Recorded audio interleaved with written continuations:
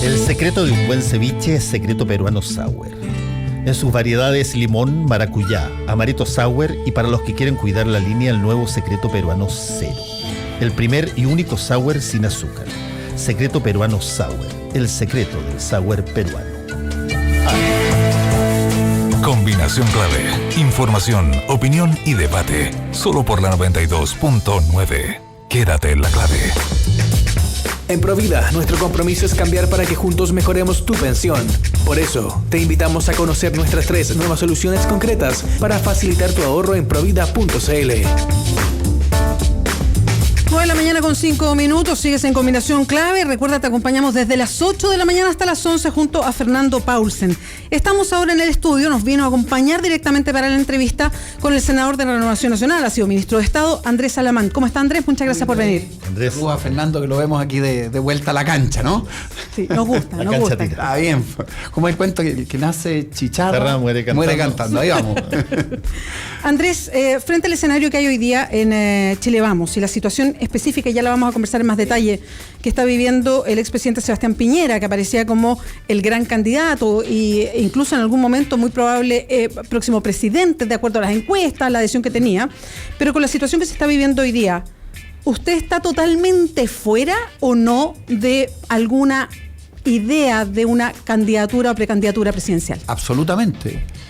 Yo entre paréntesis, ¿dentro o absolutamente fuera? No, pero sí está absolutamente fuera. Y yo creo, Beatriz, Fernando, que Sebastián Piñera sigue siendo, o sea, va a ser sin duda, desde mi punto de vista, el candidato de Chile Vamos.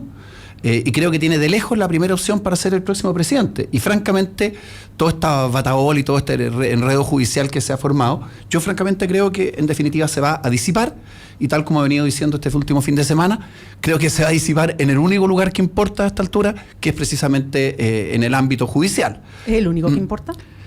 Para este tipo de cosas sí, porque cuando se producen, cuando los temas cuando los temas adquieren una faceta, llamémosla propiamente judicial, cuando hay una querella, cuando interviene el Ministerio Público, etcétera, en mi opinión, y lo hemos conversado tantas veces, todo lo que uno pueda decir que sí, que no, que corresponde, que no corresponde, que es delito, que no es delito, finalmente todo eso se desvanece cuando, como quien dice, habla la justicia. Yo del conocimiento que tengo de estos dos casos, y particularmente del más antiguo, ¿no? El de esto de la Haya, del caso de Exalmar. O sea, suponer, ¿no es así?, que Piñera tenía información privilegiada porque pudo anticipar el fallo. Yo creo que eso no tiene ni pie ni cabeza, pero creo que esto es opinable. Y creo que finalmente la justicia, como lo he venido diciendo, va a absolver absolutamente a Piñera. Creo que Piñera va a ser el candidato. Creo, entre paréntesis, que esta semana, como quien dice, la campaña presidencial va a agarrar otro tono. Va a quedar claro que Piñera se va a proclamar. Yo creo que va a quedar claro que va a ser el candidato de los partidos principales. Y creo que también en la nueva mayoría, las declaraciones del presidente Lagos y la Junta de la DC este fin de semana marcan, como quien dice, un punto de inflexión distinto.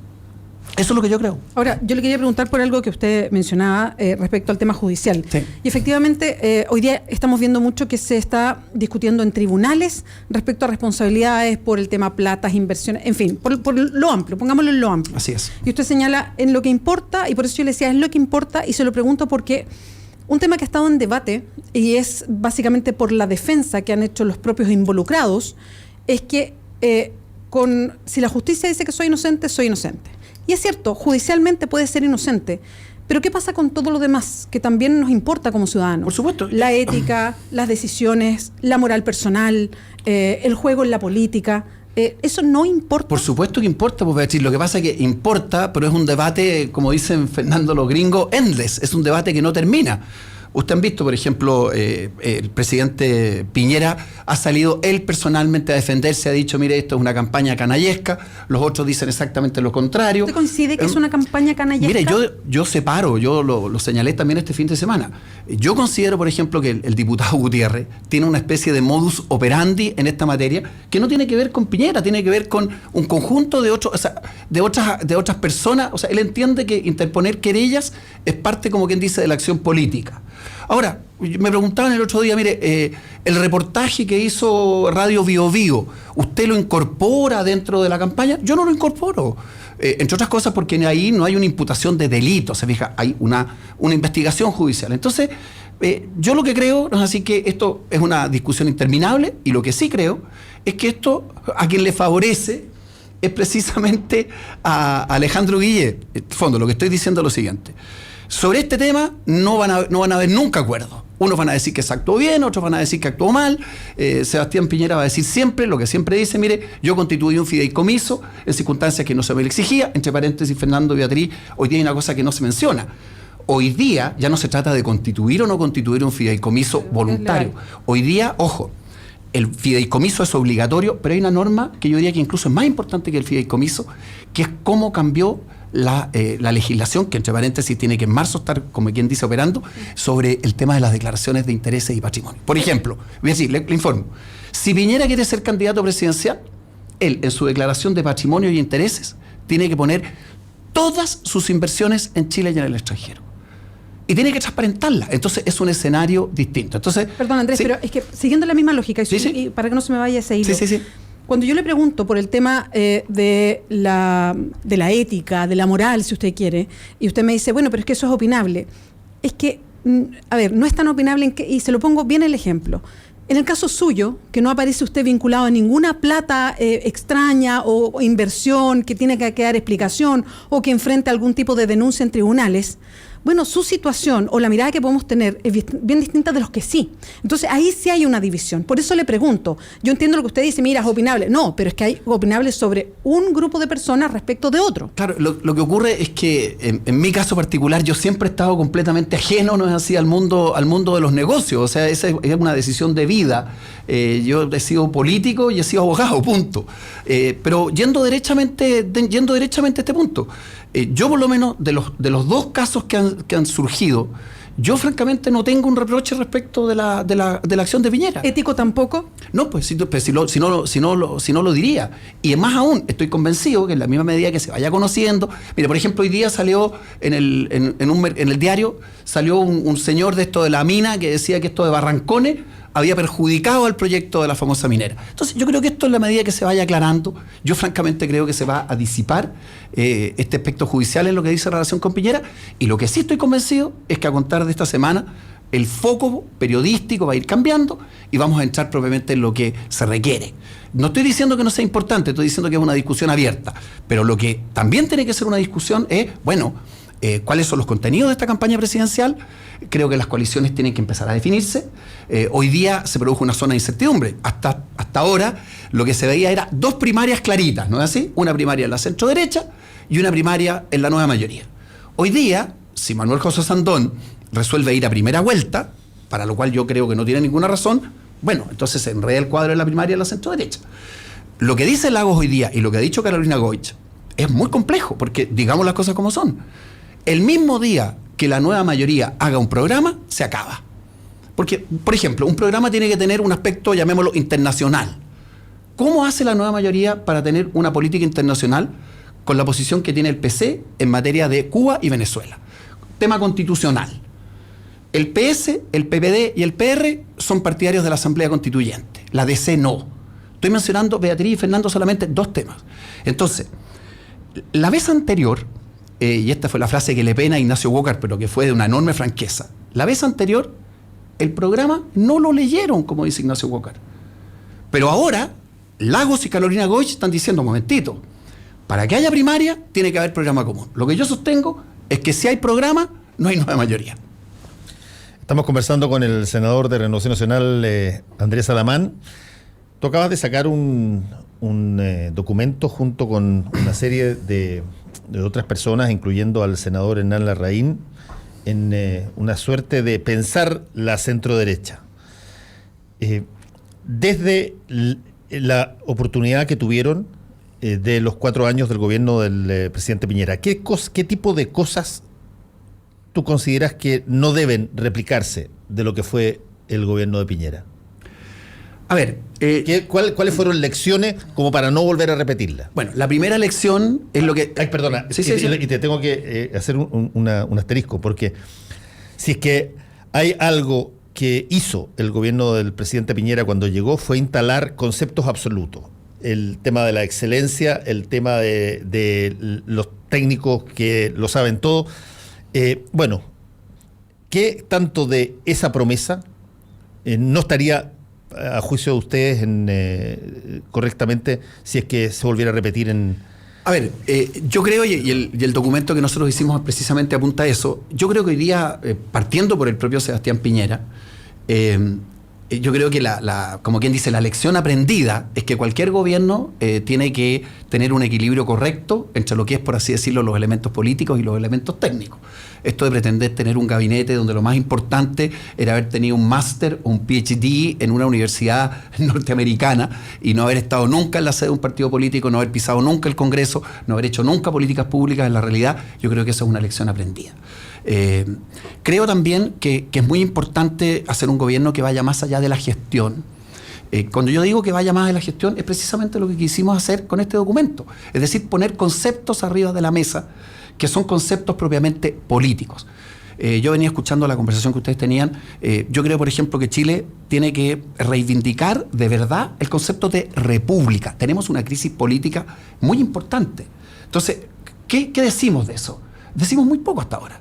El concepto no es así de una sociedad integrada.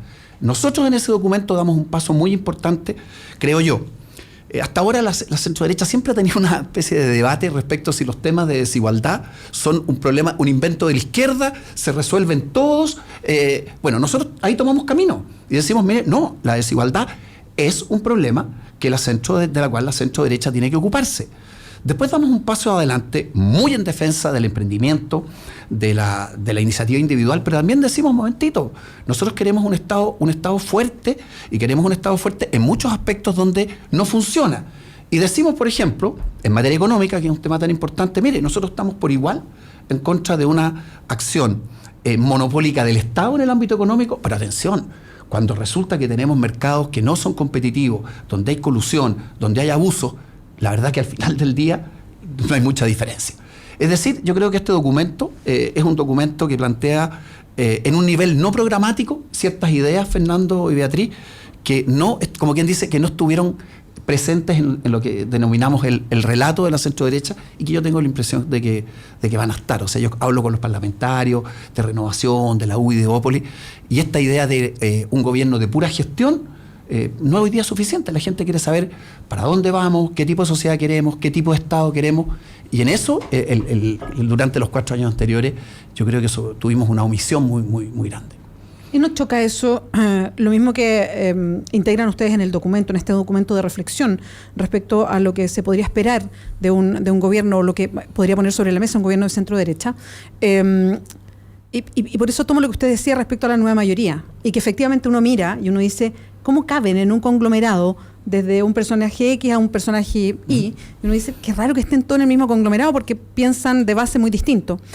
Cuando yo leí el documento de ustedes, con los intelectuales, en fin, que se reunieron, también me hice la misma pregunta dentro de la derecha. O sea, ¿cómo cabe entonces una persona que piensa acá con otra persona que está dentro de la UDI y que busca que haya mucha menos regulación en todo, que de hecho se la han jugado en el Parlamento porque haya la mínima regulación y uno puede seguir lo que se discutió en el Parlamento para entender eso? Entonces, le pregunto lo mismo. ¿Caben estas derechas? Yo pienso que sí, porque a diferencia de la centroizquierda, en nuestro sector la reflexión propiamente política, como quien dice, es mucho menor, tiene hasta ahora, o es inexistente. Pero, por ejemplo, el que esté Hernán Larraín, que es coautor junto con, como dice usted, con Pablo Ortúzar, con Hugo Herrera, con Ramiro Mendoza, con Joaquín García Huidobro, yo creo que demuestra una cosa muy importante. Y yo estuve mirando el fin de semana el planteamiento programático de la UDI, y yo vi una gran coincidencia entre el manifiesto y ese planteamiento programático y lo que dice la Beatriz. En ese planteamiento programático de esta UDI de ahora, en materia económica, yo diría que hay una gran diferencia con lo que pensaba, por ejemplo, hace, no sé, bastante tiempo atrás. Y otras cosas, en materia, por ejemplo, educacional.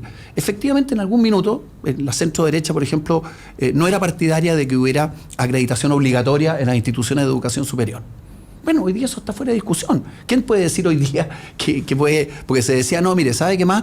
Como quien dice, el mercado lo va a regular solo. Los estudiantes van a saber perfectamente bien dónde matricularse.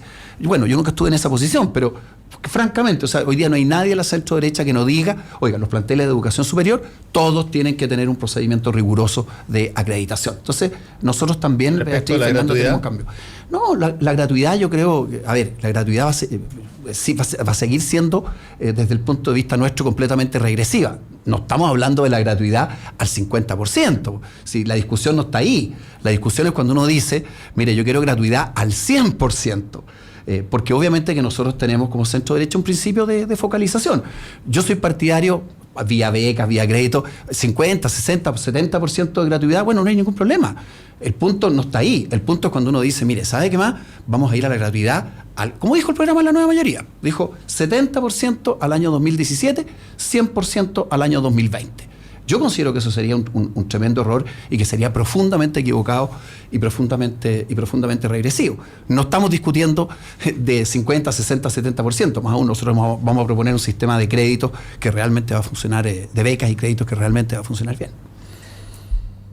Déjame hacer una pregunta que tiene que ver con algo que no vi en el documento y que sí, sin embargo, sí vi en otro documento que en algún momento dado intentó hacer esto en pleno gobierno del presidente Piñera, que fue el documento de Carlos Larraín con Ignacio Walker. El régimen semipresidencial. Exactamente. Sí. Ahí había posición respecto del sistema político y particularmente el sistema presidencial, que en Chile es un resabio histórico de un gobierno muy poderoso en términos de lo que se puede y lo que no se puede hacer, con parlamentarios como tú y los diputados, qué sé yo, que tienen que meterse en los intersticios que permite la Constitución para que puedan hacer algo, pero básicamente todo depende del Ejecutivo. ¿No hay postura respecto de eso? A ver, yo tengo una postura personal. De hecho, yo he presentado un proyecto de reforma constitucional precisamente para avanzar en Chile hacia un régimen semipresidencial. La democracia cristiana lo tiene dentro de sus acuerdos programáticos. Yo creo que esto es un tema que a la derecha le cuesta más. De hecho, por ejemplo, Sebastián Piñera no es partidario del régimen semipresidencial. Yo diría que la derecha en general son más partidarios de un régimen presidencial. Pero ojo, este es uno de los debates que yo creo que va a surgir, Beatriz y Fernando, porque aquí se viene este año un nuevo momento constitucional. ¿Por qué se ve en un nuevo momento constitucional? Porque, bueno, ya pasaron los plazos, todo se hizo más lento, pero el gobierno va a presentar supuestamente un proyecto de reforma del sistema de la reforma. Sí. Bueno, ese proyecto no tiene votos de la centro-derecha, ni tiene votos ni siquiera en la democracia cristiana. Por lo tanto, ese proyecto es un proyecto fracasado desde antes que se presente. Entonces, ¿qué es lo que va a ocurrir ahí? Lo que va a ocurrir ahí es que si se presenta ese proyecto se va a rechazar. Y en consecuencia, se va a reabrir el debate constitucional. Estoy pensando en el segundo semestre de este año y eventualmente hacia el otro, y este va a ser un tema de la campaña presidencial, y en consecuencia van a volver a haber propuestas de reforma constitucional en sede parlamentaria, en el Congreso Nacional. Y ahí yo creo que el tema del cambio de régimen político va a ser un tema muy importante. Pero de los temas importantes de este año, este va a ser como quien dice, no sé, uno de los fracasos, no sé si diría decir uno, pero, o sea, diría decir el fracaso final, pero un fracaso definitivo en la estrategia de la nueva mayoría respecto a la nueva Constitución. No va a caminar, van a presentar un proyecto que en definitiva, estas tres alternativas que Asamblea Constitucional, bueno, eso se va a rechazar, porque no hay votos para eso. Y después entonces se va a reabrir el debate constitucional. Y ahí yo pienso que... Perdón, ¿también se va a rechazar el que sean las personas las que decidamos? No, era una de las alternativas. No, lo que yo creo, lo que se va a rechazar es lo siguiente. Hoy día lo que se va a rechazar es cambiar el sistema de reforma a la Constitución actual. Ahora, nosotros, ¿qué es lo que vamos a hacer? Lo que nosotros vamos a hacer es lo siguiente. Nosotros vamos a proponer que los cambios a la Constitución se mantengan, ¿no es así?, en todo lo que dice relación con su tramitación en el debate parlamentario. Y yo siempre he pensado que, como existe en diversos países, cuando se reforma la Constitución, no en esta pasada, sino que en cualquiera, eso deberá tener una ratificación plebiscitaria. Pero como fórmula permanente, ¿se fija? Porque lo que no es razonable es que la Constitución se esté cambiando cada rato. Entonces, lo que yo creo que va a pasar, Beatriz, es que el debate va a ser a través de los mecanismos actuales de reforma. Esto, entre paréntesis, fue lo que resolvió el gobierno. Esta fue una de las intervenciones que tuvo el exministro Burgos. Entonces se va a empezar a discutir esto. Asamblea Constituyente, no hay votos para una Asamblea Constituyente. Ahora, entonces se va a discutir cuál debe ser el mecanismo. El mecanismo debe ser un mecanismo parlamentario y donde yo creo que sí es importante que exista siempre ratificación plebiscitaria. Entonces, cada vez que se Claro. Entonces, ¿por qué es la fórmula, entre paréntesis, que la mayoría de las democracias finalmente utilizan y aceptan? Y yo creo que es correcto. De hecho, se podría haber hecho el año 2005 y no tendríamos la discusión que tenemos ahora.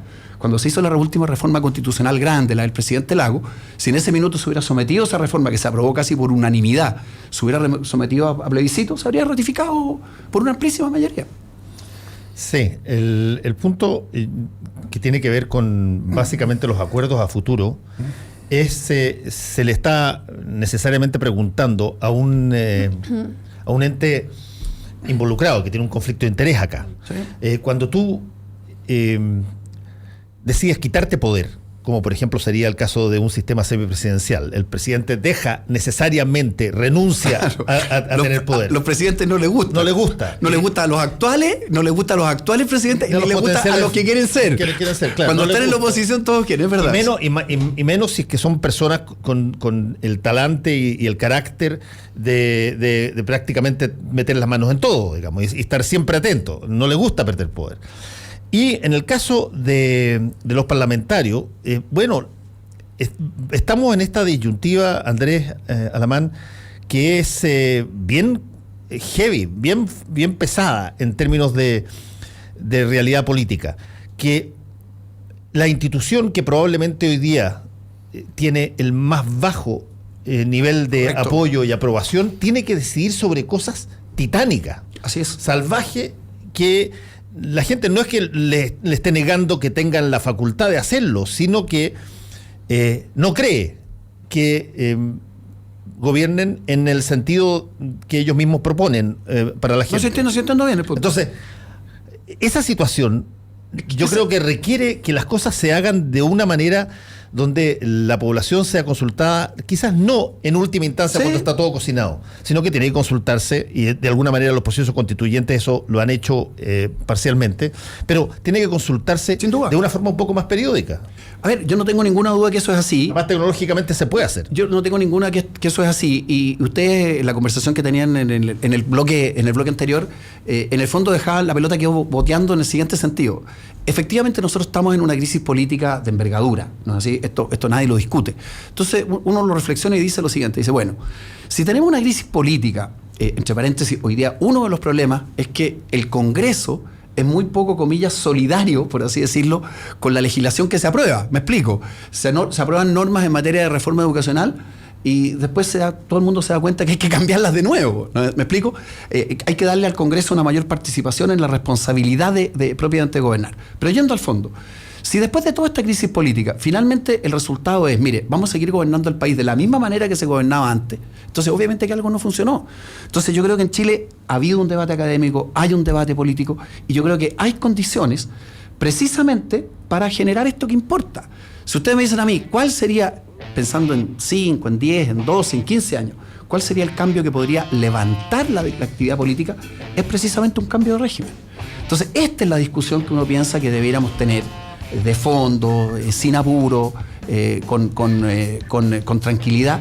Pero eso es como quien dice levantar la mirada, porque de lo contrario, con todos los líos que tenemos, y si finalmente termina todo gobernándose de la misma manera, sin cambios institucionales. Solamente para saber tu posición al respecto, porque varios lo han dicho. ¿Cuál es tu posición respecto de la legitimidad de que se presenten como candidato personas que tengan problemas pendientes en la justicia? A ver, esto fue parte de la discusión del fin de semana. ¿Qué es lo que es un problema pendiente? Y en esto quiero tomarlo de Beatriz Sánchez. ¿Qué es lo que es un tema pendiente con la justicia? Si el señor Gutiérrez, porque hoy día en el proceso penal conseguir que se admita a tramitación una querella es casi gratis, porque todos los jueces mecánicamente lo aceptan. Entonces, un extremo es decir, mire señor, si hay una persona que es objeto de una querella, entonces por ese solo hecho, no es así, aunque no tenga ningún fundamento, queda afuera. Yo te sé ¿no? la expresión exacta que usó Hernán Larraín en su momento para hablar de Hernán Larraín lo explicó el fin de semana en un muy dijo que lo habían entendido mal, que las palabras no eran las mismas palabras. En el fondo lo que estaba diciendo es lo siguiente, mire, si hay una persona, ¿no es así?, que a todas luces es culpable de un delito y es evidente que tiene una reprochabilidad, como quien dice, indubitada, obviamente que eso lo inhabilita más allá. Pero la única forma que eso suceda, Andrés, es que tú me digas que tienes que esperar la sentencia. No, pues. Lo que estoy diciendo es que tiene que haber una ponderación. Estamos diciendo, un extremo, ¿no es así? A ver, vamos a ponerlo en blanco y negro. Un extremo es una querella que no tiene ningún fundamento, que es un instrumento de acción política. Y en el otro punto está Perdón, dejemos que la justicia decida eso. Claro, por eso. Yo entiendo su postura, usted tiene una postura política, pero eso se está viendo. Por eso, y en el otro extremo, ¿no es así? Puede haber un caso absolutamente claro de ilegalidad, que todo el mundo entiende, ¿no es así? Que es reprochable y que se cometió una infracción grave. Bueno, obviamente que en ese caso la persona no puede decir, oiga, mire, sabe que todavía no me sentencian porque ahí se va a demorar un año. Entonces, en eso precisamente consiste el rol de la prudencia y consiste el rol de la opinión pública. Mire, yo hallo que en esto la opinión pública y los medios de comunicación juegan un rol en democracia muy importante, porque si finalmente el caso es indubitado, se hace inviable políticamente. Así que una persona... Oye, es lo que está pasando hoy día. Si una persona consensua con la Fiscalía un juicio abreviado, que es una declaración de responsabilidad, ¿basta por eso lo hecho? Yo creo que eso yo considero que ya es muy complejo, porque ahí hay un reconocimiento. Mire lo que está pasando hoy día en Francia. Hoy día se reúne, ¿no? Así, la centroderecha francesa, porque precisamente el candidato Fillon, que había ganado la primaria, simplemente ha sufrido un completo desbande, porque simplemente la gente que lo estaba apoyando dice, mire, ¿sabe qué más? Frente a estos antecedentes da la impresión que usted no puede ser candidato. Entonces yo creo que en la práctica, cuando se producen estas situaciones, la opinión pública, los medios de comunicación, el debate, va como quien dice decantando la cosa. Si la acusación no tiene fundamento, que es lo que yo creo que ha pasado con Piñera, la cosa sigue. Si tiene fundamento, en algún minuto las personas tienen que dar un paso al costado. Bueno, y, es que ese es un tema, y sigo con lo que decía Fernando. Queda tiempo todavía, pero todavía está la justicia. Si esto se demora en aclararse, si los fiscales van reuniendo más información y necesitan esperar, ¿cuánto resiste una campaña en esa situación? Bueno, estoy precisamente diciéndole lo que pasó en Francia. ¿No? En Francia, Fillon, antes de ser objeto de esta denuncia que había contratado a sus parientes, estaba lejos en el primer lugar y era el seguro presidente de Francia. Estalló el escándalo. Está siendo objeto de un proceso judicial. De hecho, en el lenguaje chileno está más que formalizado. Y esa campaña hoy día se está haciendo desde el punto de vista político inviable, con enormes dificultades. Las encuestas pueden definirlo. Por ejemplo, Fillon bajó 10 puntos. Ya. Entonces, hoy las día, encuestas pueden marcar algo. O sea, las encuestas, la opinión pública, los artículos. Por eso es que importa tanto que las encuestas no bajen. Por eso que importa eso, y por eso le digo, y Fillon, ¿y qué es lo que está diciendo la centro-derecha hoy día, francesa? La centro-derecha hoy día dice, atención, teníamos un candidato que era viable y resulta que ahora, en vista de todos estos antecedentes, no es viable. O pareciera que no es viable. Y entre paréntesis, lo están resolviendo esta semana. Bueno. Andrés Alamán, muchas gracias por acompañarnos hoy día. Les vaya bien. Adiós. 9:31, hacemos una pausa. Síguese en Combinación Clave.